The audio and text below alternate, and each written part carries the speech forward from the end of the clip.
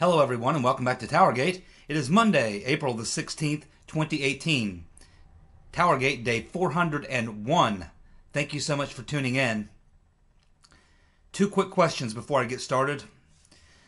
My first question is, was James Comey trying to blackmail President Trump when he went and briefed him on January 9th about the information, which we now know as the dossier?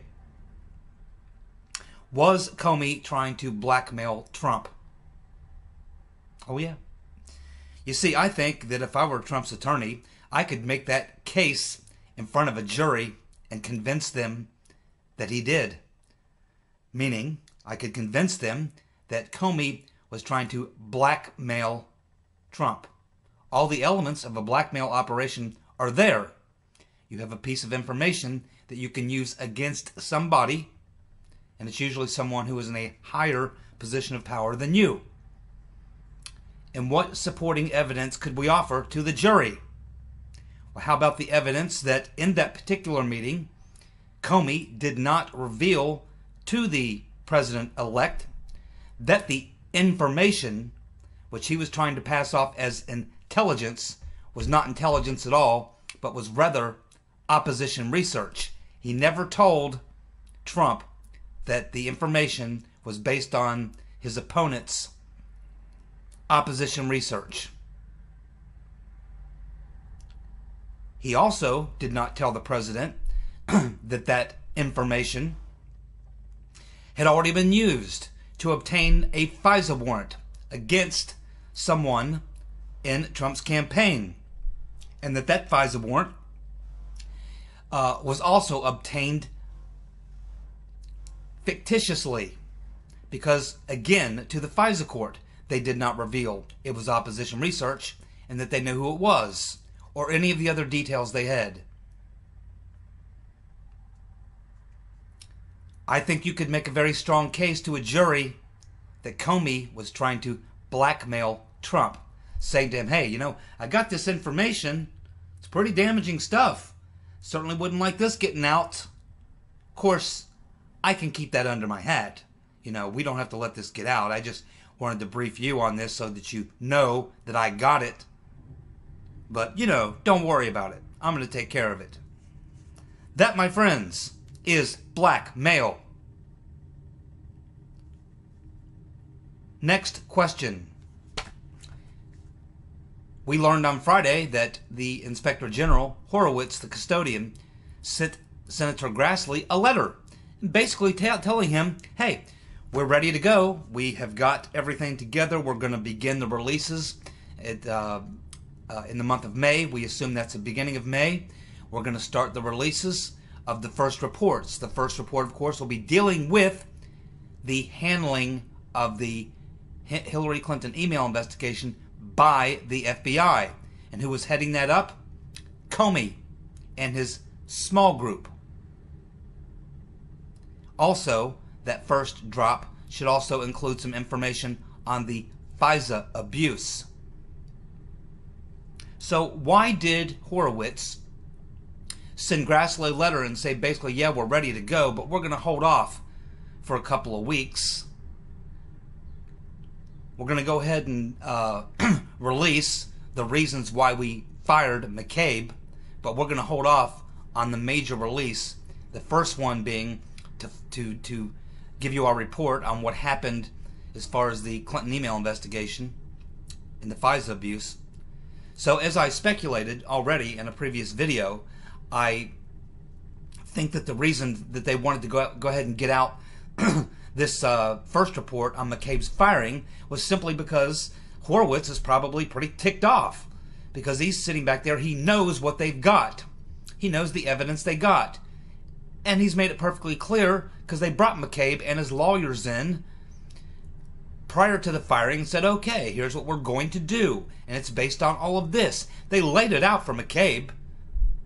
He knew exactly why he was going to be fired, knew exactly what he did. They lay this case out to him. Then McCabe starts writing op-eds. His wife writes an op-ed. He's got his lawyer out there writing op-eds. He's got his lawyer going on TV, basically saying, "Oh well, Andy's perfectly innocent. He didn't do anything.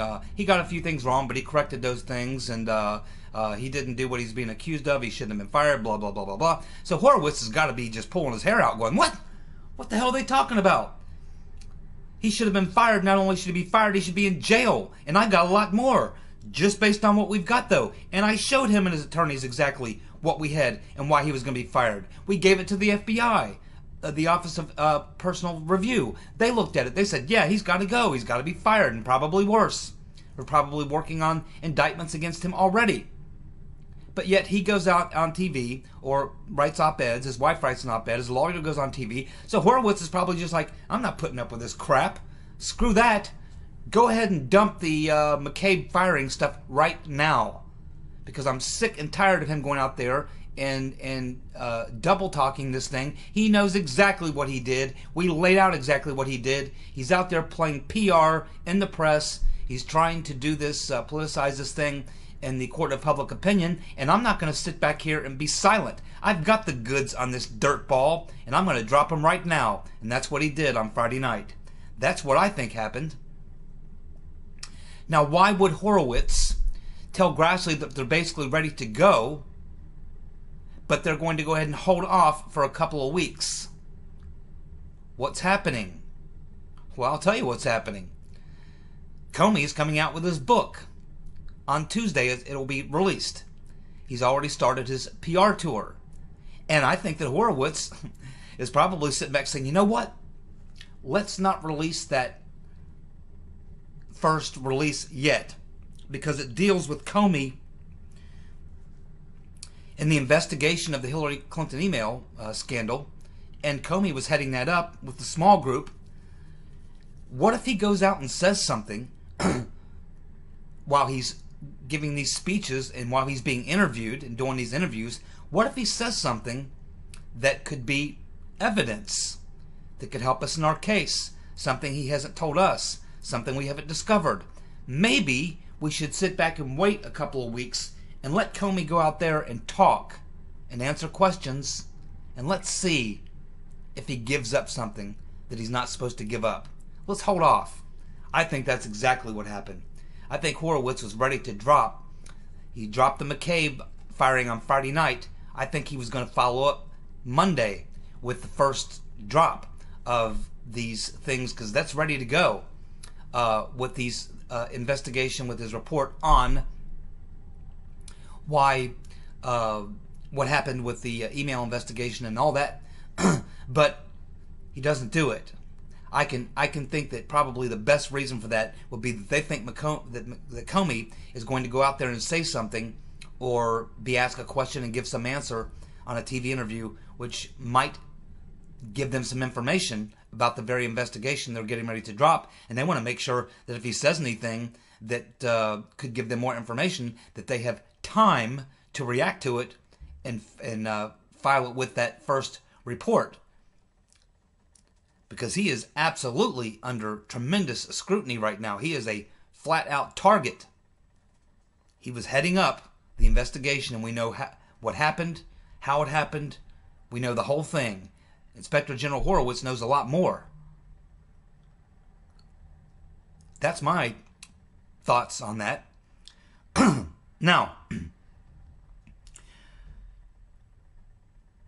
let's talk about something else. A couple months ago, we were talking about the fact that Inspector General Horowitz had wanted to look into, as part of his investigation, things that were happening within the DOJ NSD. That's the National Security Division of the Department of Justice, where he probably had learned, like we all learned, where all of this information was being compartmentalized and it was being run out of there because they could have much more control over it.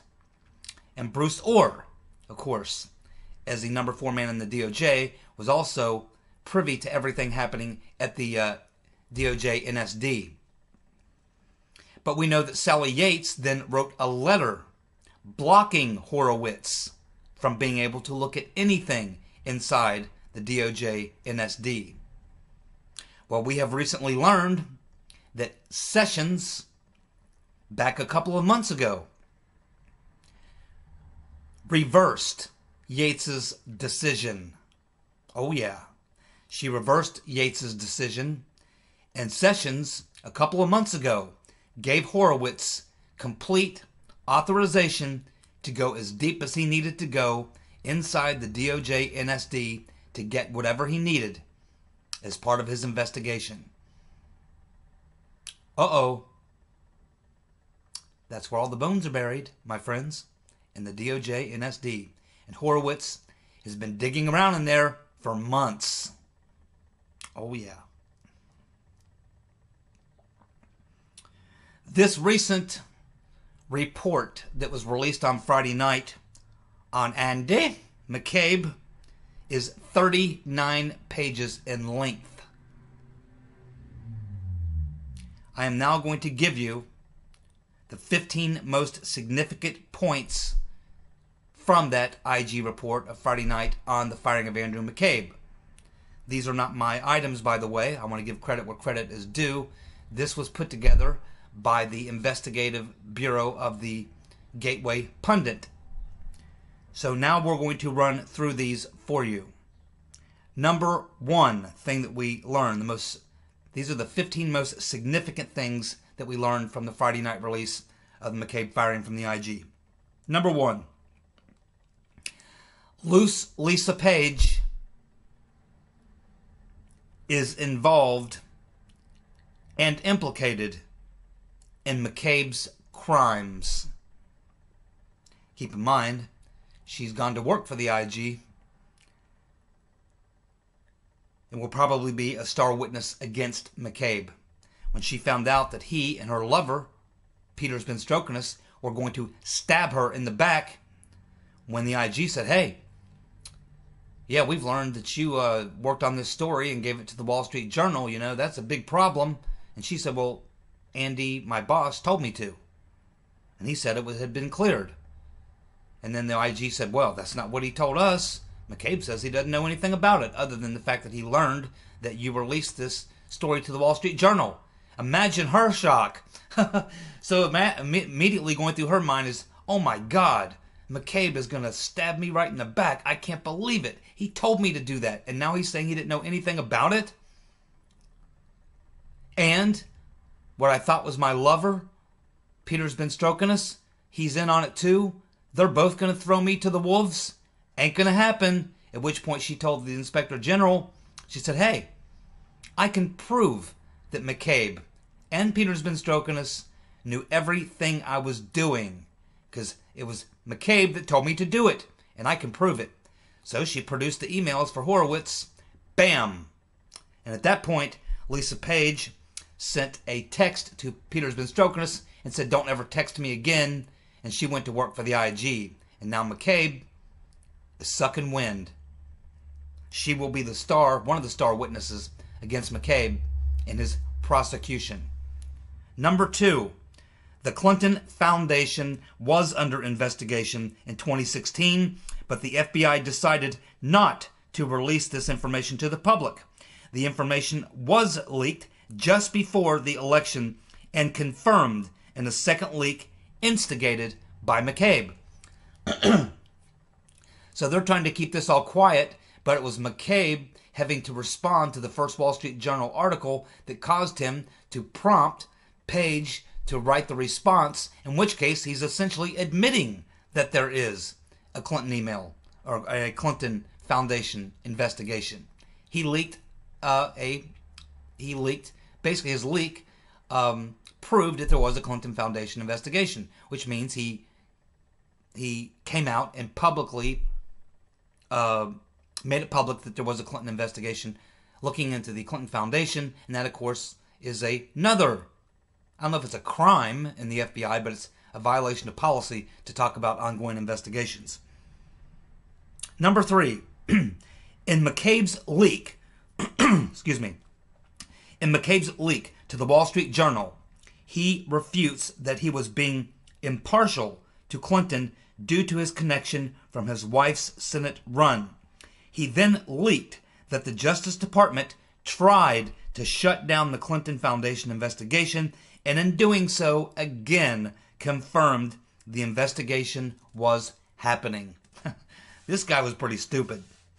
Now, what it was is McCabe thought that Comey and Priestep and Van Strokenis and Page, he thought they were all going to cover him. But more importantly, they all thought the Rotten Reverend was going to win. But when she lost, everybody started protecting their turf because they knew what was coming. Number 4. The FBI hid the Clinton Foundation investigation from the public, and it was not confirmed until McCabe authorized the leak on October 30th, 2016. Known fact. Number 5. McCabe told Comey he didn't know who leaked the Wall Street Journal story. Lied to his boss. That's usually not a good idea. McCabe told Comey he didn't know who leaked the Wall Street Journal story, therefore lying to his boss. One of many lies told by Andy. Number 6. McCabe lied numerous times to either investigators or IG inspectors when he said he didn't know why Lisa Page leaked the story to the Wall Street Journal. He even lied by saying he wasn't in D.C. when the leak occurred, and they found out that he was. Number 7. When confronted with lying to investigators, McCabe lied and denied previously lying to investigators. So he was lying about lying. That's a double lie. Not a good idea. Number 8. The IG report redacts an individual's name who discussed the Clinton Foundation investigation with James Comey, McCabe, and the special counsel. The individual is presumed to be Lisa Page. Of course, the IG report redacts an individual's name who discussed the Clinton Foundation investigation with Comey and McCabe and the special counsel. And the individual is presumed to be Lisa Page. Of course, we know that. Number 9. McCabe states that the only time he ever leaked a story in his career was the leak to the Wall Street Journal. Lie. Which means, if the Inspector General is saying that that was a lie, then what they're also saying is that the IG must know some other leaks by McCabe. Wonder what those were. I think we're going to find out. Number 10. FBI Deputy Assistant Peter Strzok texted Page about a Wall Street Journal article and that they noted that they were not upset about McCabe throwing the DOJ under the bus. That day, the DOJ was noted in an article in the Wall Street Journal as criticizing Comey for informing Congress of the Clinton Foundation investigation. And we all remember that text that we covered here on TowerGate, where they're texting and all of a sudden the story comes out. And Peter Van Strokenis says, uh-oh, it's out, the story's out. And then he says something to Page about, should we get the team together? And then Lisa Page comes back and says, Bill is reading it now. And they're having this conversation right after this came out. Of course, they were talking about how quickly it happened. Number 11. A meeting was held on October 31st, 2016, where Comey reportedly stated the need to figure out how to get our folks to understand why leaks hurt our organization. Comey's giving a meeting on October 31st, 2016, where he's trying to get the point across to how bad the leaks are hurting the FBI. The whole time, he's leaking himself. He leaked 7 memos to his friend at Columbia University for the purpose of getting them into the New York Times so that he could get a special prosecutor. That's what he told Congress under oath. So he's complaining about saying people don't understand why these leaks are hurting the FBI, why he himself is leaking. These people are absolutely amazingly stupid and corrupt. Number 12. McCabe stated that he and Comey discussed on October 31st, 2016, must have been the same meeting. They discussed the Wall Street Journal leak. And McCabe says he told Comey that he authorized it. Comey says he did not recall McCabe telling him that. Well, somebody is lying. McCabe says he told Comey that he authorized the leak. Comey saying he can't recall McCabe telling him that. Now, obviously, based on the IG report, we have to assume that from everyone that the IG has interviewed, that they apparently believe Comey. They believe Comey when Comey says, McCabe didn't tell me that he authorized anything. But that's what McCabe is saying, is that he did inform Comey that he authorized that Wall Street Journal leak. It's hard to say who's lying here. They're both pathological liars. But when Comey uses the phrase that he could not recall, man, that's not something you forget. If the Deputy Attorney General, you're in a meeting with him, you say, man, you know anything about this leak to the Wall Street Journal, this story? And the FBI deputy looks at you and says, oh yeah, boss, I authorized that. How could you not recall that? How could you not recall that? It's not like you're being asked to recall what you had for lunch or what you talked about, whether you talked about baseball or golf or Brexit or grandchildren. No. This was your deputy, the man below you, the deputy assistant, talking about a major leak to the Wall Street Journal. How could you not recall that? I mean, either he said it or he didn't. You ask me that question, I'd say, no, I remember the meeting. We talked about a lot of frivolous things like golf and Brexit and grandchildren and yoga, but we never talked at all about the leak in the Wall Street Journal. No, I'd remember that, especially if someone told me that they authorized it. That's not something that you can't recall. You can recall that. You would know it. You know, Comey would know it if McCabe said that, yeah, I authorized it or didn't. That's not something you would not be able to recall. It didn't happen 40 years ago. So I don't believe Comey at this point, but obviously the IG either can't prove it, he can't prove Comey knew it, or some witnesses maybe told him differently. I don't know. If the meeting was just between McCabe and Comey, there would be no witnesses, which is probably the way Comey wanted it. I would say that probably, based on the way that Comey said that he can't recall it, nah, that's got to be a lie. He would remember that. You would remember that for sure. Not buying it. So they're both lying, which should not surprise us. Number 13, McCabe stated that many FBI officials knew he had authorized the October 30th, 2016 leak. However, none of the potential witnesses identified by McCabe corroborated that or recalled knowing about the disclosure to the Wall Street Journal. I don't know about many. We know of two people for sure. Lisa Page, because he's the one who ordered her to do it, to write that article and give it to Mr. Devlin. And also Michael Corton, the PR director for the FBI. He too was involved in helping to get that over to Mr. Devlin, working with Lisa Page, as ordered by McCabe.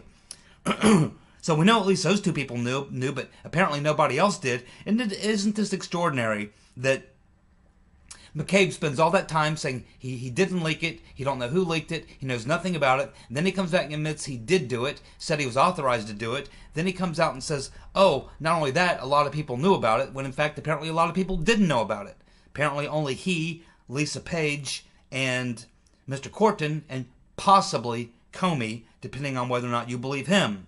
I mean, you can see the web of lies that McCabe spun, and it's no wonder he got caught. No wonder.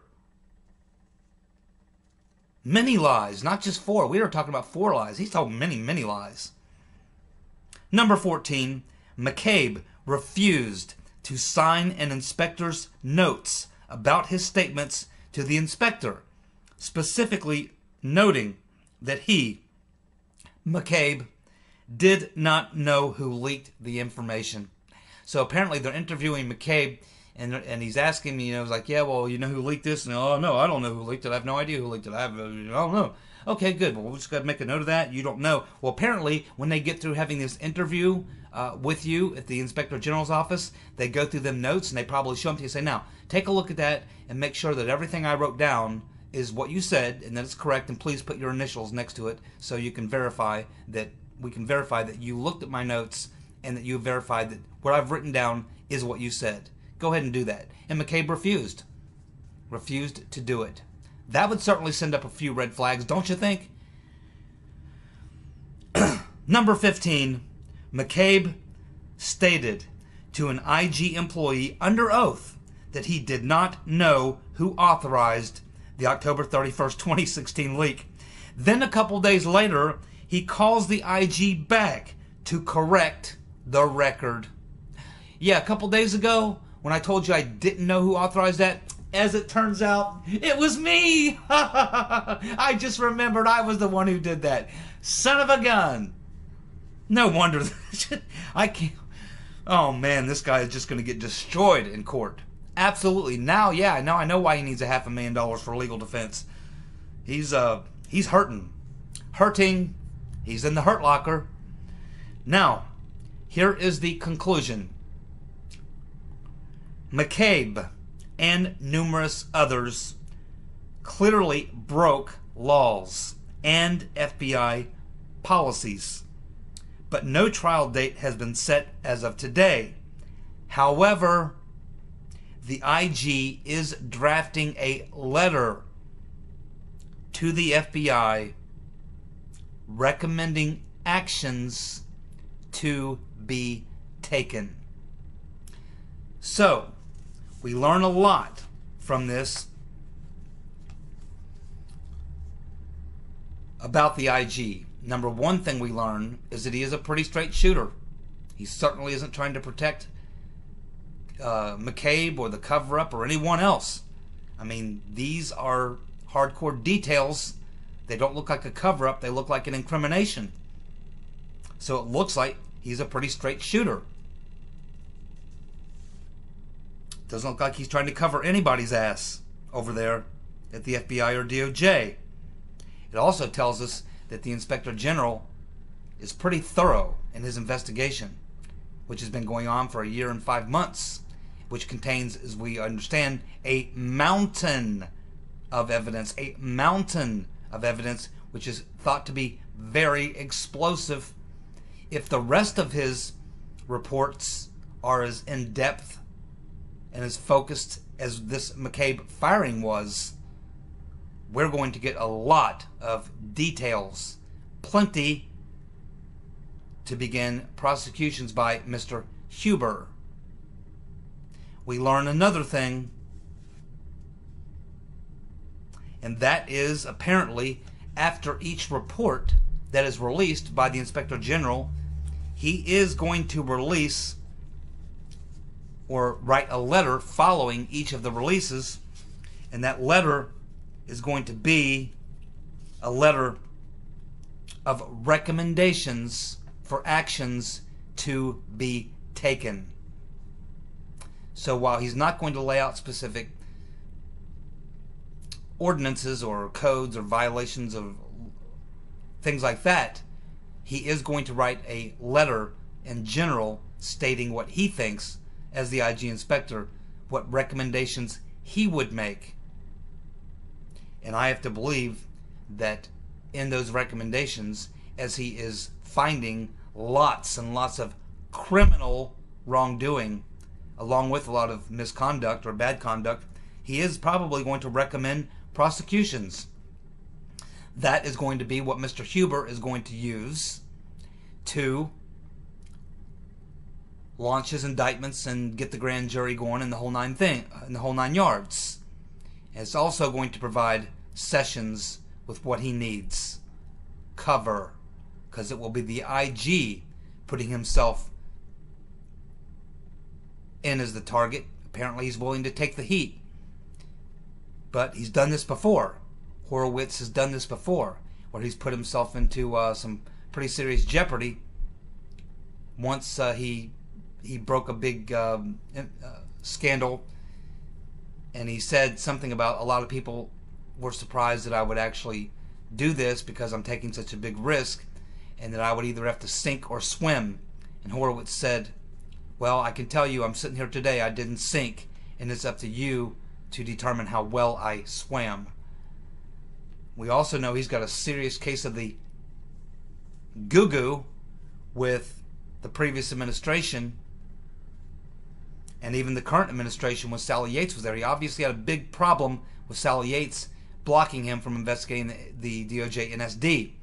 Sessions allowed him to do that after Yates had been fired, and he still has probably a real bone in his throat over the way he was blocked when Eric Holder and Loretta Lynch were attorney generals, and they blocked him on quite a few of his investigations. He's probably loaded for bear and looking for a little revenge. Loretta. Now, Peter, one of my favorite subscribers, is probably sitting back right now going, damn, my favorite segment, Dumbass of the Week. He forgot it again. It's Monday. We should be having Dumbass of the Week, and he usually does it right off the top. Well, I moved it to the back today because I wasn't sure I would get to it, because I didn't know how long it would take me to go through these 15 points, and I didn't want to get caught stuck in the middle and not be able to finish without running out of time. But it appears that I've got a couple of minutes. So yes, I'll go ahead and disclose the winner for Dumbass of the Week. And this week, it's a two-time winner. This will be his second time to win. Some pretty stiff competition from Joe Biden this week. But I got to go with this guy here. His second time winner of the Dumbass of the Week award here at TowerGate. None other than Colin Kaepernick. Man, you talk about a guy who just does not learn. This guy clearly deserves Dumbass of the Week. So as you're all well aware, Colin Kaepernick was the San Francisco 49er who started the entire kneeling thing, which of course led to a really dismal and disastrous season in 2016 for the NFL. They lost tens of millions, if not hundreds of millions of dollars. They sustained quite the black eye and the red face. They still haven't resolved that issue. All because of Colin Kaepernick. So as a result, he becomes like, a guy with leprosy. Nobody wants him anywhere around. He's a cancer in your locker room. The fans don't want him around. Nobody wants Colin Kaepernick. Nobody. They all thought, and we all thought, his NFL career was over because he is damaged goods, to say in the least. But then, a little light through yonder window shone, and Colin Kaepernick got a call from the Seattle Seahawks. Yep, the Seattle Seahawks contacted him to let them know that they would be interested in having him come out for a little tryout, a little workout, to check him out. And maybe, if they like what they see, they would sign him, and he would be back in the NFL playing football again. So, they scheduled him to come in about 2 weeks. They gave him 2 weeks, said, yeah, go ahead and get yourself together and come in here in 2 weeks. We're going to give you a workout and see how you do and see how it goes. But before he could even make it to his 2 weeks to his tryout, he had contacted someone within the Seattle Seahawks organization and basically told them that, yeah, well, looking forward to coming out and doing that tryout. And I just want you to know that if we do reach an agreement, you do want me to sign me to be on the team and work up a contract with me, I just want you to know that I'm not really sure that I can promise you that I will not kneel again during the national anthem. At which point they contacted him back and said, you know what, we have some thought about this and we've decided don't really come out for that workout. We're not really interested. See ya! Here this guy gets a second shot.